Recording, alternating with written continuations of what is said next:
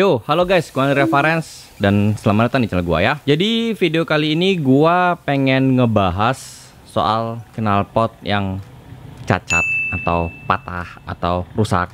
Ya, dimana ya ini banyak juga yang komen ya. Kenapa knalpot gua tuh bisa rusak? Kenapa knalpot gua bisa patah? Kenapa knalpot gua bisa cacat?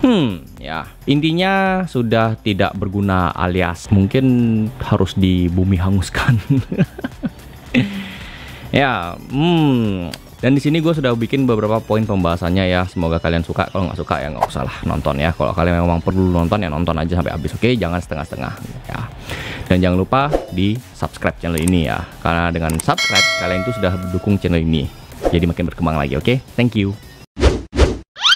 Jadi kenapa knalpot itu bisa patah atau rusak ya? Kalau cacat sih mungkin lebih baiknya gue ngomong cacat karena pabrikan ya. Tapi di sini kenapa bisa patah atau rusak selama pemakaian? Dan ini gue sudah ada bikin pembagiannya. Oke, untuk yang pertama patah itu gue bisa bilang karena ada benturan yang keras. Itu bisa jadi karena mungkin kalian lewatin polusi tidur, kalian bisa lewatin lubang di jalan atau yang ya pokoknya terlalu keras. Nah, itu bisa jadi karena ya namanya benturan, kita nggak tahu seberapa keras dan seberapa kuat knalpot yang bisa nahan benturan seperti itu ya. Karena gue nggak bilang sih kalau knalpot yang asli bisa patah atau rusak, tapi ya kalau namanya benturan keras ya itu sebenarnya sih nggak cuman knalpotnya rusak, tapi bisa jadi pelek kalian yang peang itu sudah banyak banget. Apalagi kalau di jalur-jalur yang banyak apa namanya lubang itu dan kalian ngebut, wah itu nggak cuman knalpot, pelek pun bisa jadi rusak atau peang atau patah lah pokoknya ya. Almarhum kok sudah gitu, ganti yang baru ya, uang keluar lagi. Kemudian ya bisa terjadi karena tabrakan atau on cross ya. Jadi ya apes-apesnya sih kalian tuh ditabrak sama orang secara nggak sengaja, entah dari samping entah dari belakang ya, peletak, dan itu kena knalpot kalian ya. Itu ada potensi juga bisa patah ya. Kalau tabrakannya ringan sih nggak harusnya, tapi kalau tabrakannya yang keras bisa jadi ya. Atau mungkin kecelakaan sendiri ya, entah selip, entah kalian ya jatuhnya nggak bagus, atau pas memang jatuh motornya kegeser, kena separator, kena benda keras lainnya bertak dan itu patah ya atau rusak ya, bisa jadi ya. Itu kemungkinannya.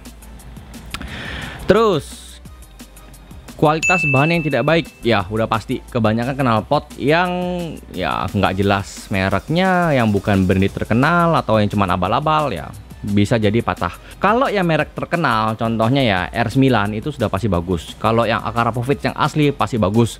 Knalpot Aero Yoshimura itu pasti bagus. Pokoknya merek yang terkenal yang memang sudah ada kompetisinya atau memang yang sudah diakui ya harusnya sih bakalan jarang banget patah ya. Itu pun patah biasanya karena yang sudah gua sebutin tadi di awal ya, karena benturan keras atau terjadi tabrakan atau on cross ya, atau kecelakaan sendiri ya, kecelakaan tunggal bisa dibilang, kurang lebih seperti itu. Tapi kalau ya knalpotnya balabal ya say goodbye aja sih ya.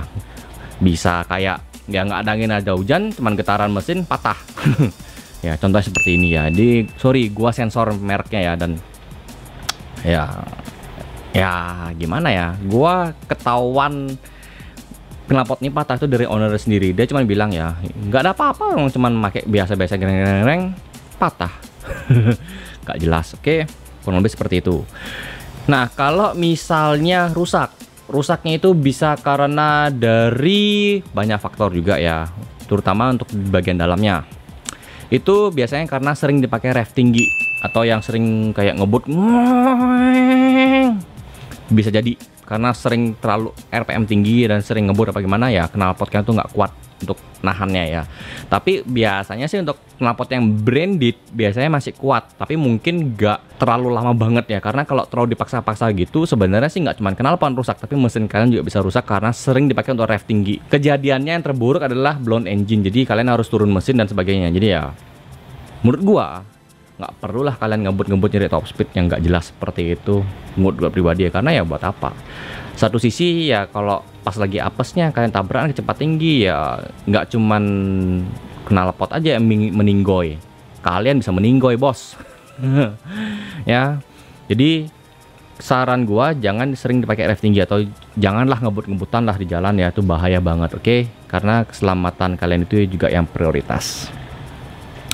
Kemudian juga ada yang tidak sesuai kapasitas. Nah, ini biasanya kayak motor yang lama, misalnya nih ya, kalian punya NMAX 150cc, 155cc. Kemudian kalian beli X-Max dan kalian pasang silencer itu di X-Max. Ya dipasang sih bisa aja, cuman lama-lama jebol gitu knalpotnya. Karena apa? Tidak sesuai dengan kapasitasnya. Jadi knalpot di motor kecil kalian pasang di motor yang lebih gede, ya jebol. Terpasang bisa, tapi cepet banget jebolnya. Percaya sama gua, oke? Gimana kalau kebalikannya, dari motor besar ke motor kecil? Ya bisa aja sih. Cuman ya tenaganya pasti nggak bakal bagus, nggak bakal sesuai gitu loh. Karena ya kayak cc kecil dikasih knalpot besar, nggak cocok. Itu jadi sesuaikanlah dengan motornya. Jadi ya kalau kalian yang ngerasa kayak gua baru jual NMAX 155cc, pengen beli X-Max terus gua pasang, ya kayak nggak mau rugi gitu, padahal ya justru malah merugi. Ya jadi jangan eman-eman. Nah kalau kalian memang ya merasa eman gitu sih, gua ngerasa sayang banget sih, oke? Yang terakhir adalah glass wool yang tidak pernah diganti. Yes, that's true. Kalau glass wool kalian tidak pernah diganti, game over sih lama-lama, karena kan itu sifatnya meredam dan ya pasti bakal kualitas suaranya jelek dan itu mempengaruhi kualitas knalpot itu sendiri. So kapan kita ganti glass wool itu? Setidaknya ya mungkin kurang lebih 2-3 tahun sekali. Dan kalian pengen tahu pembahasannya tuh nonton di sini. Gua sudah pernah bikin dulu ya kapan ganti glass wool yang tepat di sini. Gampang banget ya, kalian nonton aja di sana. So guys, itunya yang pengen gua sharing untuk kali ini. Terima kasih sudah nonton video gua sampai selesai. Gua Andrea Faren, sampai jumpa di video berikutnya. Bye bye.